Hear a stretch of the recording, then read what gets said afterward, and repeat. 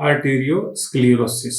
Arteriosclerosis यहाँ पे hardening of arteries है, स्टिफनिंग ऑफ आर्टरीज है। मोस्टली ज्यादा लिपिड डिपॉजिट हो जाने के बाद में आर्टरीज, हार्ट के आर्टरीज में कोलेस्ट्रॉल नहीं जमा हो जाता, ब्लॉकेज जिसको कह देते हैं, वो है आर्टेरियोस्क्लेरोसिस। ठीक है, स्टिफनेस है यहाँ पे, यहाँ ध्यान रखना, अगला रूब्रिक आएगा कुछ और।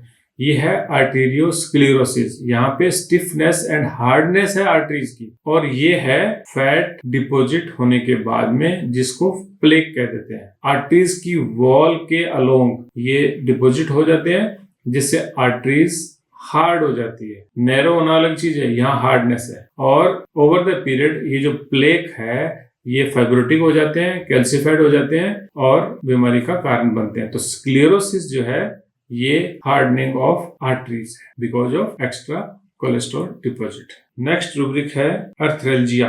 अर्थ्रेल्जिया जॉइंट्स का पेन, कोई भी तरह के जॉइंट के पेन को अर्थ्रेल्जिया कहेंगे। Next rubric is arthritis deformans. Arthritis deformans, आजकल ये वर्ड यूज नहीं होता है, ये वर्ड यूज होता है आजकल इस रूप में जिसको हम कहते हैं रूमेटॉइड अर्थराइटिस। तो यहाँ होता क्या था उस टाइम, जरूरी नहीं है ना कि सारी चीजों के बहुत बढ़िया डायग्नोसिस हो गए हो, या कॉमन नेम भी होते हैं कभी कभी डिजीजेस के। तो जब जॉइंट की इन्वॉल्वमेंट हो जाती है, पेन वहां पे है, और पेन के साथ में डिफॉर्म हो गया, जो shape and easy moving condition of joint है वो डिस्टर्ब हो गई, तो मोस्टली कार्टिलेज डिस्टर्ब हो जाती है तब भी, आसपास के टेंडन्स डैमेज हो जाए, स्टिफ हो जाए तब भी, और डिजेनरेटिव मोस्टली ये डिजीजेस होती हैं, पेन, स्टिफनेस और ये तो होते हैं। तो डिफॉर्म होने का मतलब ये है कि उनकी शेप बिगड़ जाना, उंगलियां टेढ़ी हो जाती है, अपन देखते हैं ना रूमेटॉइड अर्थराइटिस में, इसलिए इसका नाम हो गया अर्थराइटिस डिफॉर्मिस। तो रूमेटॉइड अर्थराइटिस करके अलग रूब्रिक नहीं है, यही रूब्रिक है। यहाँ से हम रूमेटॉइड अर्थराइटिस के पेशेंट के लिए इस रूब्रिक का इस्तेमाल हम कर सकते हैं। असेंडिंग, असेंडिंग होता है ऊपर चढ़ना, असेंडिंग एग्रावेट, ऊपर चढ़ने से आराम मिलता है। स्टेप्स आगे आएगा, असेंडिंग एमुलरेट, एग्रावेट है पहले, तो असेंडिंग एग्रावेट ऊपर चढ़ने से एग्रावेट होना, असेंडिंग एमुलरेट नीचे उतरने से आराम मिलना, असेंडिंग स्टेप्स एग्रावेट, पैरों से चल के जब ऊपर असेंड करेंगे तब एग्रावेट होती है। तो stannum is the medicine. Ascending किसी भी रूप में असेंडिंग हो, चाहे आप व्हीकल के रूप में हो, आपको कोई उठा के लेके जा रहा हो, चाहे आप लिफ्ट में हो, स्विंग में हो, चाहे आप खुद से भी चल के जा रहे हो, तो सभी तरह की असेंडिंग इसमें आ जाएगी। और स्टेप्स से खास करके एक एक कदम करके जब चल के ऊपर जाएंगे तो स्टेनम सिंगल मेडिसिन है। एसाइटिस जब होल बॉडी में फ्लूइड कलेक्शन हो जाएगा तब। ड्रोप्सी होती है जब केवल पेट में फ्लूइड कलेक्ट हो जाएगा तब। एनासार का वर्ड यूज होता है होल बॉडी फ्लूइड कलेक्शन के लिए। एसाइटिस है फ्लूइड का कलेक्ट हो जाना, स्पेशली पेट में है तब ये वर्ड यूज किया जाता है। एसाइटिस मैंने देखा है कहीं भी फ्लूइड का कलेक्ट हो जाने को बोलते हैं टेक्निकली तो, लेकिन यूज किया जाता है मोस्टली पेट के लिए ही। ठीक है। Ask for nothing, ask for nothing, कुछ भी नहीं कहना। उसके साथ बुरा हो गया नहीं बोलेगा, उसको पेन है नहीं बोलेगा, बुखार है नहीं बोलेगा, भूख लगी है नहीं बोलेगा। आस्क फॉर नथिंग ये बिहेवियरल रूब्रिक है। बीमारी के दौरान कोई पेशेंट जिस तरह का व्यवहार करता है, इस तरह के रूब्रिक को बिहेवियरल रूब्रिक बोलते हैं। और बाइस्टैंडर्स जो आसपास रहने वाले लोग हैं, फैमिली मेंबर्स है, वो इस रूब्रिक को ऑब्जर्व करते हैं, या डॉक्टर के पास में पेशेंट लंबा समय तक है तब डॉक्टर भी उसको ऑब्जर्व कर सकता है। अगर डॉक्टर बेड साइड पे गया है पेशेंट को देखने के लिए तब भी वो ऑब्जर्व कर सकते हैं। बहुत अच्छा रूब्रिक है आस्क फॉर नथिंग। आपने समझ लिया आस्क फॉर नथिंग क्या है, कि पेशेंट कुछ भी नहीं कहेगा। ओपियम मेडिसिन है यहाँ पे, पल्सटिला मेडिसिन है, ब्रानिया है। तो ब्रानिया इसलिए नहीं कहेगा कि मूव करते ही उसको तकलीफ हो रही है। ओपियम वो है सेंसलेस और अलग तरह की स्टेट के अंदर, और पल्सटिला इतना ही काफी है कि आप उसके पास हो, कहने की जरूरत ही नहीं है। मतलब will not ask for anything. अब ह्यूम कैसी है वो मुझे आइडिया नहीं है। अच्छा रूब्रिक था आस्क फॉर नथिंग, हमने इसको यूज किया हुआ है। और डॉक्टर विजयकर साहब के एक्यूट चार्ट में एक्टिविटी नो चेंज में ये मेडिसिन है। ए स्लीप सेंसेशन, अगेन सो गया जैसे, वो नमनेस ऑलरेडी आ चुका है। ए स्लीप सेंसेशन ये जनरल है, अलग अलग ऑर्गन्स में ये नमनेस को हमने इस रिपर्टरी में फाइंड करना है। Next is asphyxia. Asphyxia as you know होता है सीवियर डेफिशिएंसी ऑफ ऑक्सीजन, बहुत ज्यादा ऑक्सीजन की कमी हो जाना, हाइपोक्सिया हो जाना और साइमल्टेनियसली कार्बन डाइऑक्साइड का ज्यादा हो जाना बॉडी में, चाहे कारण कुछ भी हो। तो नॉर्मल ब्रीदिंग जो है मोस्टली साथ में स्टॉप हो जाती है और ऑक्सीजन की डेफिशिएंसी हो जाती है। तो चाहे चोकिंग हो जाए, मैकेनिकली चोकिंग हो गई, स्ट्रैंगुलेशन हो गया, चेस्ट को किसी ने दबा दिया, कोई एयरवेज की स्वेलिंग हो गई, पैरालिसिस हो गया, हार्ट फेलियर हो गया, कुछ भी कारण हो गया, तो इस तरह के कारण के साथ में ऑक्सीजन की बॉडी में डेफिशिएंसी हो जाती है, resulting in patient shortness of breath feel करेगा, उसको साइनोसिस हो जाएगा, स्लीपी हो जाएगा पेशेंट, अनकॉन्शियस हो जाएगा और इवेंचुअली पेशेंट में डाई। तो एस्फेक्सिया एक जनरल रूब्रिक के रूप में हमने यहाँ पे देखा है। मेडिसिन जनरल की कोई भी नहीं है, सब रूब्रिक में है charcoal fumes from. Charcoal fumes की वजह से जब किसी को एस्फेक्सिया हो जाए तब ये रूब्रिक नियोनेट्रम, नियोनेट्रम आप जानते हो कि जस्ट जन्म लेते हुए बच्चे को जन्म लेने के शॉर्ट पीरियड के अंदर जो है वो नियोनेट कहलाता है, उस समय होने वाले एस्फेक्सिया की ये दवाइयां हैं। देंगे कब ये नहीं पता। Loss of blood in mother from, mother के वूम में जब बच्चे को लॉस ऑफ ब्लड हो गया, एस्फेक्सिया रिजल्ट हो गया, तो चाइना इज द मेडिसिन। अब है जी बड़ा शानदार रूब्रिक, ये है जी एसोसिएटेड इफेक्ट्स। बताओ कोई कोशिश करो, एसोसिएटेड इफेक्ट्स। एसोसिएटेड बोलते हैं कनेक्टेड को, लिंक्ड को, रिलेटेड को।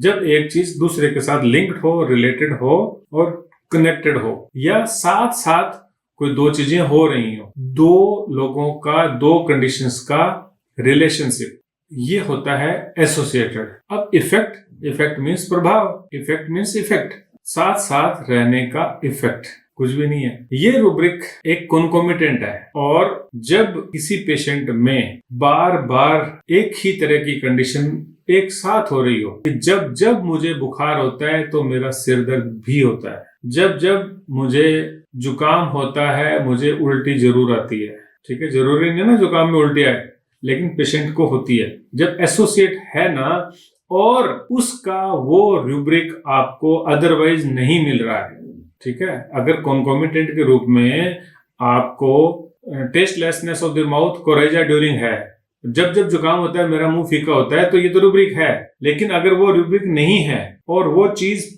पक्का पक्का पेशेंट के साथ बार बार उसी पैटर्न में हो रही है, दो अलग अलग चीजें एक साथ हो रही हैं, उसी पैटर्न में हो रही हैं, ये रूब्रिक इस्तेमाल किया जाएगा। हम बहुत यूज करते हैं इस रूब्रिक का, एसोसिएटेड इफेक्ट का। अब ये समझ में नहीं आने वाली चीज अदरवाइज तो, लेकिन ये समझ में अब आपको आ गई है, ठीक है। मेडिसिन को देख लोगे तो और अच्छा लगेगा।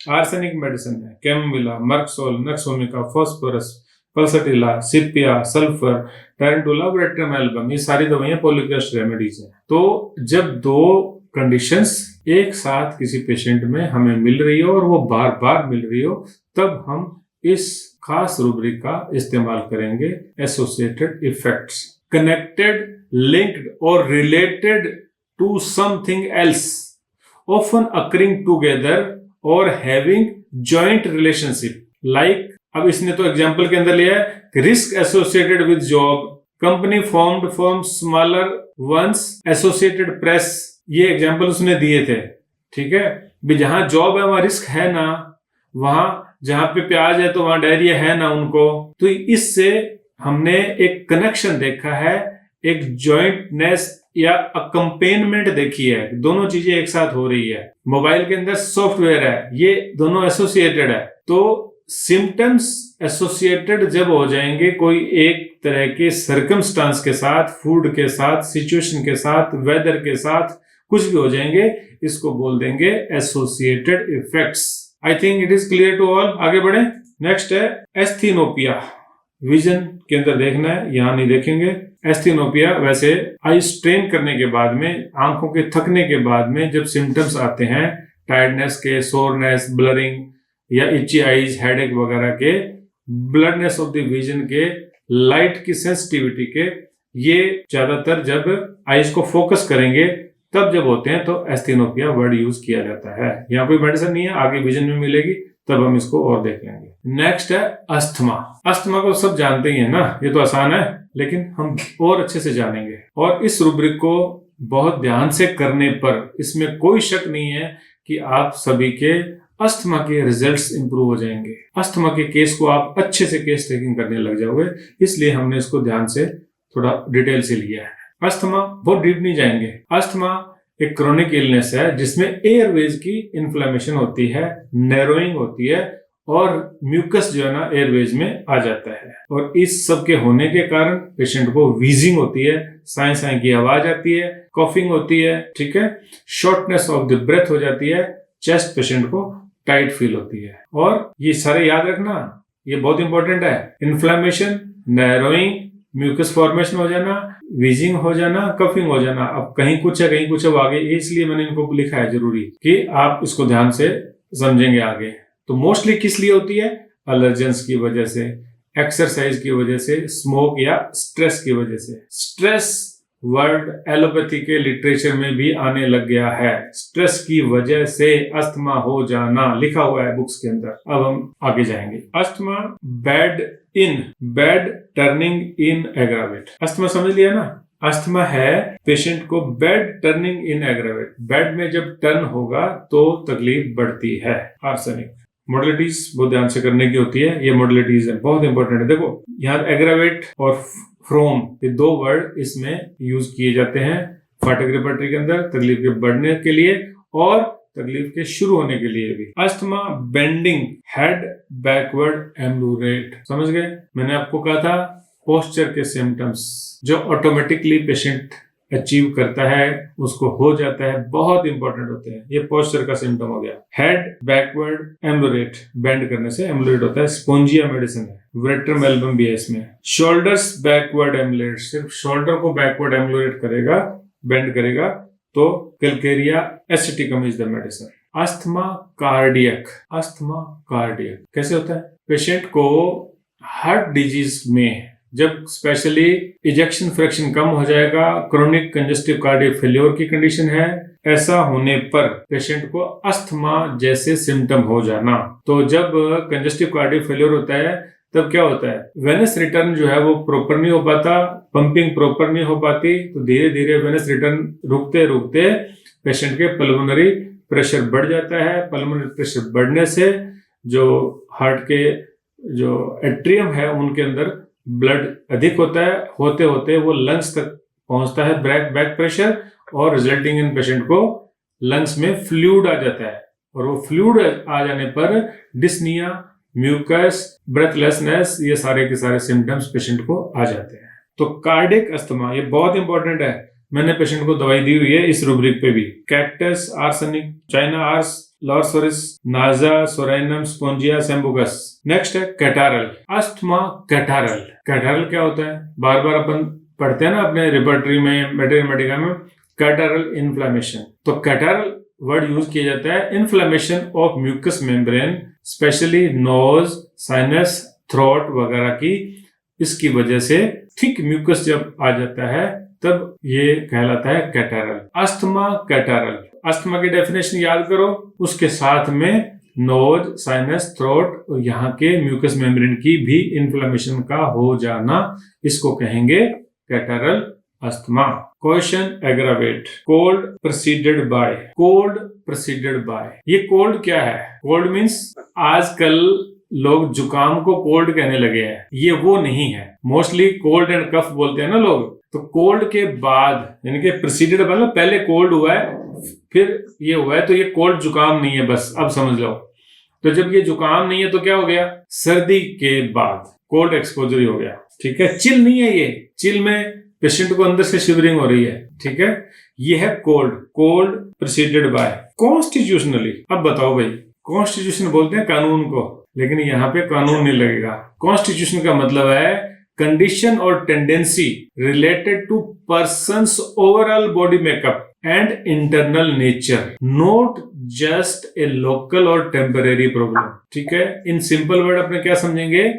बाय बर्थ या नेचुरल टेंडेंसी के साथ में जब किसी को अस्थमा है तो, यानी कि पेशेंट का जेनेटिक मेकअप, इनबॉर्न स्ट्रेंथ और वीकनेस ऑफ द ऑर्गन, जन्म से ही जब वो चीज बार बार हो रही है तो, लॉन्ग स्टैंडिंग टेंडेंसीज बॉडी की है तब, ठीक है, यानी कि जनरल हेल्थ उसकी अस्थमेटिक की तरह से है, नॉट जस्ट ओनली लंग्स की एलर्जी, तब ये लिया जाएगा। यानी कि और दूसरे एग्जांपल अगर अपन देखें तो अगर कोई पर्सन कॉन्स्टिट्यूशनली वीक है, जनरली उसकी पुअर रेजिस्टेंस है, तो हम जनरल वीकनेस बोल देंगे।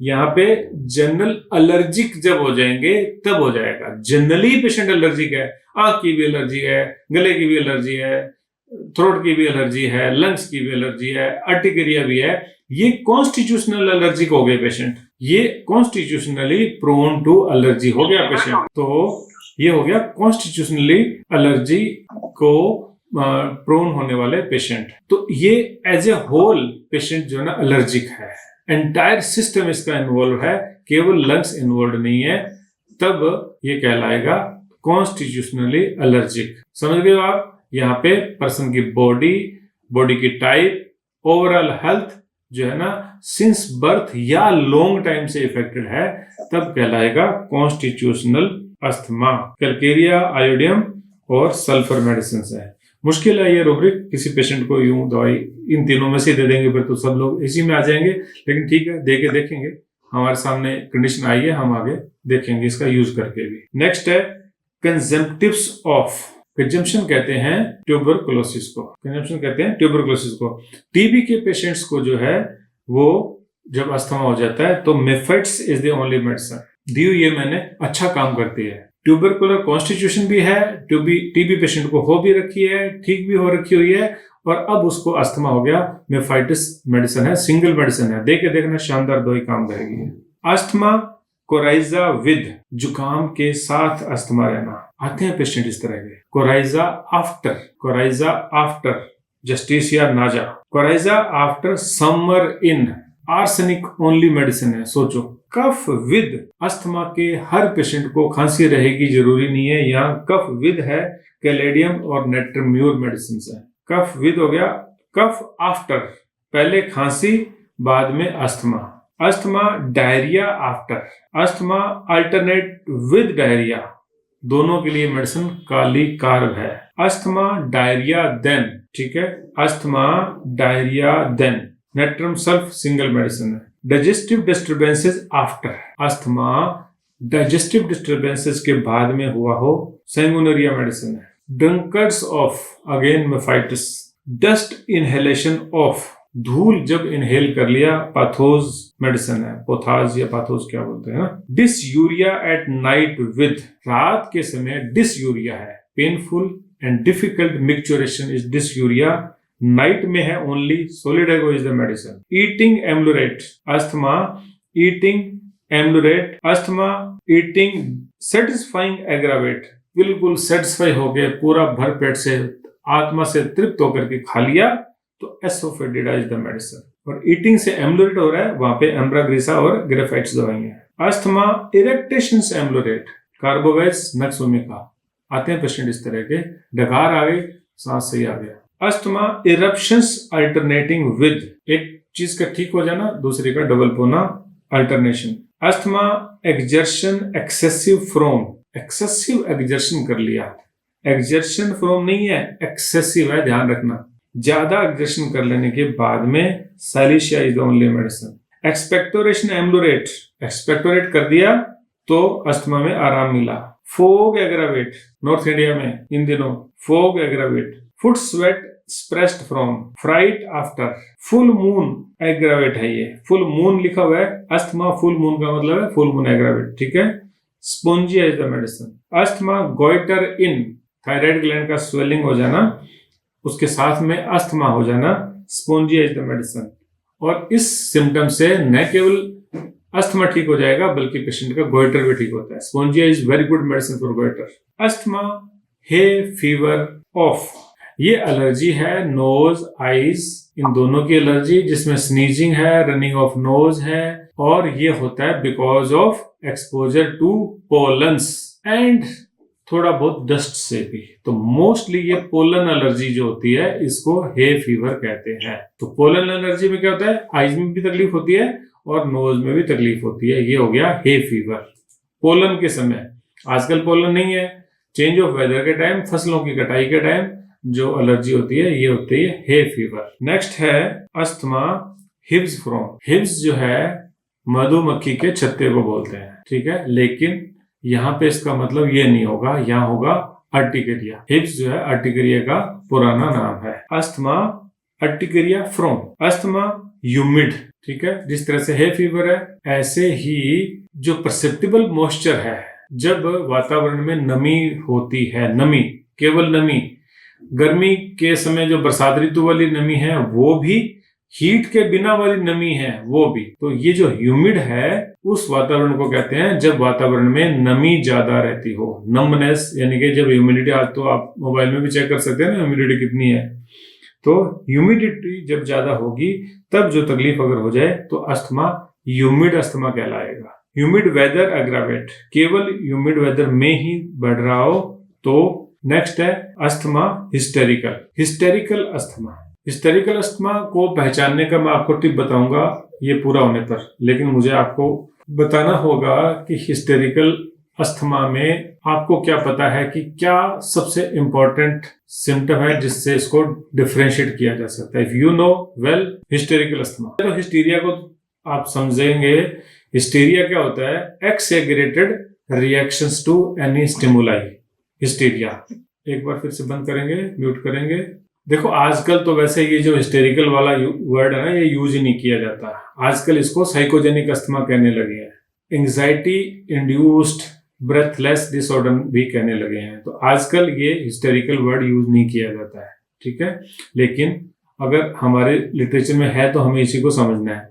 ये एक ओल्ड क्लिनिकल टर्म है जो अस्थमा के जैसे सिम्टम्स हैं लेकिन ट्रिगर होंगे इमोशन से या साइकोलॉजिकल फैक्टर से। यहाँ पे ट्रू ब्रोंकियल इन्फ्लेमेशन नहीं होती है। तो ये जो साइकोजेनिक या फंक्शनल ब्रेथलेसनेस या एंजाइटी रिलेटेड जो ब्रेथलेसनेस है ये कहलाती है आजकल। तो एयरवेज जो है हो सकता है सिकुड़े हुए हो या नहीं भी हो, लेकिन ट्रिगर जो है ना वो एंजाइटी से, इमोशनल स्ट्रेस से, फियर से, एंगर से, एक्साइटमेंट से या कोई पैनिक से हमें मिलेगा।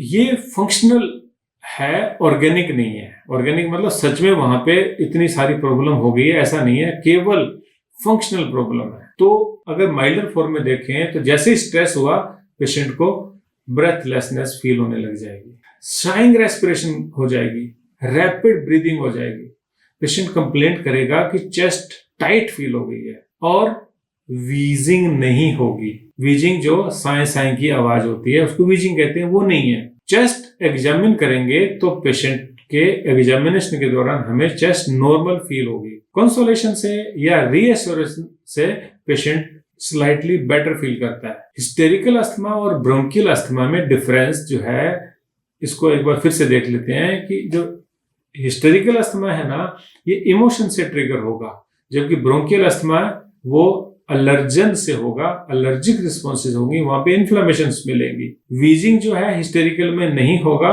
और अस्थमा वाले में, जो ब्रोंकियल अस्थमा ट्रू वाला है उसमें जरूर होती है। लंग्स क्लियर मिलेगी जब वीजिंग नहीं है तो, और यहाँ पे ऑब्स्ट्रक्शन हमें सुनने को मिलेगी। पेशेंट को जब हम सुनते हैं स्टेथो लगा के तो मुझे बताएंगे कि क्या सुनते हैं आप अस्थमा के पेशेंट में। वीजिंग सुनिए सभी ने, मतलब क्या हुआ, वो सुनाई क्या दिया, आप बताएंगे कोई। चलो सीटी बजने की जो आवाज है, जो भी ये हुआ, ये सीटी बजने की आवाज, इसके दो हिस्से हैं। पेशेंट इनहेल कर रहा है, पेशेंट एक्सहेल कर रहा है। कब प्रोमिनेंट होती है? वीजिंग साउंड जो है साए साए की आवाज को बोलते हैं। नैरोइंग ऑफ जो एयरवेज हैं उनके वहां से म्यूकस भी हो गई है, जब सांस जा रही है आ रही है तब जो साउंड होती है ये हो गई वीजिंग। अस्थमा में यानी कि ब्रोंकियल अस्थमा में जब एक्सहेल करते हैं तब साउंड आती है। एक्सहेल करेंगे जब सांस बाहर छोड़ी जाती है तब आवाज आती है और छोड़े जाने के समय मुश्किल ज्यादा आती है पेशेंट को। सांस को अंदर लेना इतना मुश्किल नहीं है, सांस को छोड़ना मुश्किल है पेशेंट को। ब्रोंकियल अस्थमा में ये होता है। और अगर वो हिस्टेरिकल अस्थमा है तो सांस को अंदर लेना मुश्किल रहेगा पेशेंट को। वीजिंग जो है वो अंदर लेते समय सुनाई देगी, सांस छोड़ना उसके लिए आसानी से हो गया क्लियर। हम पेशेंट को ध्यान से पूछ भी सकते हैं कि आपको सांस अंदर लेने में दिक्कत है या छोड़ने में दिक्कत है, खास करके जब चेस्ट में हमें कुछ खास सुनाई नहीं दे रहा हो तब। हमें अगर पेशेंट हिस्टेरिकल लग रहा हो तब ये क्वेश्चन जरूर करना है, सांस अंदर लेने में दिक्कत ज्यादा है, छोड़ने में ज्यादा दिक्कत है। ठीक है, अगर पेशेंट ने एक लापरवाह उसमें आंसर दे दिया तो 100% पेशेंट बोलेंगे सांस मुश्किल ली जा रही है, अंदर खींचना मुश्किल है। जबकि अस्थमा में ऐसा होता नहीं है, ब्रोंकियल अस्थमा में सांस बाहर छोड़ना मुश्किल होता है, और अगर अंदर खींचना मुश्किल है इट मींस पेशेंट को हिस्टेरिकल अस्थमा है। तो ये हो गया asthma hysterical. Next, ice water aggravate. Ice water aggravate, ठंडा पानी पिया और अस्थमा हुआ, बर्फ जैसा, बर्फ का पानी। ठीक है। इन्फेंटाइल, इन्फेंट्स का अस्थमा। ठीक है, ये तो आप जानते हो ना, इन्फेंट कितनी उम्र से कितनी उम्र तक होता है। कितनी उम्र तक होता है infant? Child, infant, adult, teenager, ये सब पता होना चाहिए। इन्फेंट्स का अस्थमा कुछ तो आपके लिए छोड़ ही देते हैं। ठीक है, तो इन्फेंट्स का जब अस्थमा हो, वाइब्रेनम और मेडोरेनम आर द मेडिसिन्स। ठीक है। Injury to spine from, spine को जब इंजरी हो जाएगी उससे अस्थमा हो जाना। इचिंग विद, इचिंग के साथ, कहां पे इचिंग है कोई मतलब नहीं है। लाफिंग एग्रावेट, खांसी के साथ, सांस लेने की मुश्किल के साथ एग्रावेट फैक्टर जुड़ा हुआ है। लाफ करने से, लाफिंग के बाद में एग्रावेट है। Menses absent with, menses absent with, मैंने आपको पहले भी कहा था menses absent is a rubric used by doctor फाटक फॉर पीसीओडी पेशेंट्स। पीसीओडी के कारण जब मेंसेस एब्सेंट हो जाते हैं और जब हार्मोनल डिस्टर्बेंसेस इस हद तक चली जाए कि मेंसेस हो ही नहीं रहे हो, उनके साथ में अगर अस्थमा हो गया है, सिंगल मेडिसिन स्पोंजिया, दोनों चीजें ठीक हो जाएगी। Because spongia is very good medicine for glands also. तो ओवरी के ऊपर स्पोंजिया का बहुत अच्छा एक्शन है, ये मेडिसिन काम करती है spongia. Menses during waking from sleep, menses के ड्यूरिंग, नींद से उठने पर अस्थमा होना। Menses scanty with argentum nitricum, single medicine है। स्केंटी भी पीसीओडी का ही एक साइन होता है। माइनर्स, माइनर्स ये माइंस से है, जो माइंस में काम करने वाले लोग हैं उनका asthma carduus marinus, natrum ars medicine है। कोल माइनर्स, सल्फर अकेली medicine. Asthma nervous, asthma nervous और अस्थमा हिस्टेरिकल। अब क्या करेंगे? देखो, नर्वस बोलते हैं ऑफ और रिलेटेड टू नर्व्स, और नर्वस ये भी होता है इजीली एक्साइटेड और इरिटेटेड। नर्वस एप्रीहेंसिव को भी बोलते हैं। तो यहाँ पे लगेगा इजीली एक्साइटेड और irritated person tending to produce nervousness और एजिटेशन। अनईजी, जल्दी हो जाने वाले पेशेंट, नर्वस जल्दी हो जाने वाले पेशेंट। अपीयरिंग और acting unsteady, erratic, irregular, used to inanimate things, marked by strength of thought, feeling और स्टाइल। इतने सारे वर्ड मीनिंग थे नर्वस के। तो जो इजीली एक्साइटेड है, इजीली एजिटेटेड है, ये सबसे ज्यादा करेक्ट है। तो ऐसे पेशेंट जो इजीली एक्साइटेड हो जाते हैं। जो हिस्टेरिकल था वो साइकोलॉजिकल फैक्टर था। नर्व्स और साइकोलॉजी में फर्क है। ठीक है, साइकोलॉजी मनोविज्ञान, इमोशंस वहां पे ज्यादा है। तो सडन इमोशन है, चाहे फियर हो, एंगर हो, एक्साइटमेंट, ग्रीफ वगैरह हो, इनसे ट्रिगर होता था हिस्टेरिकल वाला। उसमें एंजाइटी, हिस्टीरिया और इमोशनल अनस्टेबिलिटी मौजूद थी। ठीक है, ब्रीदिंग डिफिकल्टी दोनों में हो जाती है, और ब्रोंकियल स्पैज्म जो हिस्टेरिकल है उसमें ज्यादा नहीं फील होता, मतलब सांस यूं घुटन फील ज्यादा नहीं होती, मुश्किल जरूर होती है। अगर हम एग्जामिन करेंगे तो आपको वीजिंग कम सुनाई देगी, चेस्ट क्लियर दिखती है उसमें, और कंसोलेट करने से पेशेंट को अच्छा लगता है हिस्टेरिकल वाले को। लेकिन जो नर्वस अस्थमा है वो नर्वस सिस्टम की इम्बैलेंस है, नर्व्स की वीकनेस है, ऑटोनोमिक नर्वस सिस्टम की एक्साइटेबिलिटी है। जैसे मेंटल स्ट्रेन, वहां साइकोलॉजिकल फैक्टर थे, यहाँ पे तनाव है, ध्यान करो इस बात का। यहाँ तनाव है, फटीग है, शॉक है, क्रोनिक स्ट्रेस है, यहाँ स्ट्रेस है। तो हिस्टीरिया और स्ट्रेस में फर्क होता है। यहाँ पे ब्रोंकियल स्पाज्म मिलेगा, ये रात को ही होता है, नर्वस वाला, ठीक है। तो पेशेंट जो है वो नर्वस है, इरिटेबल है, इजीली एग्जॉस्टेड और इजीली एक्साइटेड पर्सन है, ठीक है। तो स्ट्रेस में और साइकोलॉजिकल अपसेट होने में फर्क है। हिस्टेरिकल अस्थमा में इमोशन कॉज मिलेगा, यहाँ नर्वस सिस्टम का कॉज मिलेगा। Hysterical patient sudden emotional effect आते हैं, सडन इफेक्ट आएगा, जबकि नर्वस वाले में मेंटल स्ट्रेन आएगा, थकान आएगी, प्रोलोंग रहेगा। वो चेस्ट की फाइंडिंग मोस्टली हिस्टेरिकल वाले में नॉर्मल लगती है, यहाँ पे स्पैज्म फील होगा। हिस्टेरिकल रीअश्योरेंस से बेटर होता है और नर्वस रीअश्योरेंस से बेटर नहीं होता है। तो नर्वस जो है वो न्यूरो फंक्शनल फैक्टर हो गया, वो साइकोजेनिक फैक्टर हो गया हिस्टीरिया। तो ये है इनका डिफरेंस। अब दोनों में अंतर तो आपने समझ लिया। नेक्स्ट रूब्रिक है asthma night from 1 to 4 AM। Clear अपने आप में। ओडर्स फ्रॉम स्मेल्स की वजह से, ओडर्स की वजह से अस्थमा हो जाना। ओल्ड पीपल इन, बूढ़े लोगों में, खास करके सिर्फ ओल्ड है। ओल्ड की क्या डेफिनेशन है वो आपको पता है, ठीक है। Old people in, over heated after being, ज्यादा हीटेड हो जाएगा तब। रियूमेटिज्म विद, रियूमेटिज्म के साथ में जब अस्थमा है तब। रॉकिंग एम्बुलेट, रॉकिंग किसको बोलते हैं? बच्चे को रॉक करते हैं ना, रॉकिंग। एम्बुलेट, रॉक करना, बच्चे को उछालते हैं ना, उसको रॉकिंग बोलते हैं। सेलर्स ऑन शोर, सेलर्स नाविक को बोलते हैं, शोर बोलते हैं समुद्र के किनारे को। Sailors on shore, bromine is single medicine. Sexual excitation with natrum carb. Sitting up amulete, नाजा, सिंगल मेडिसिन दी हुई है, बैठने से आराम मिलने वाले को नाजा।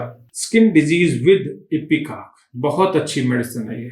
किसी राइटर ने लिखा है कि बच्चों का अस्थमा बिना इपिकाक के ठीक हो ही नहीं सकता। जो पुराने जो है ना अपने मास्टर्स, उन्होंने से किसी एक ने लिखा है, मेरे को याद नहीं किसने लिखा है।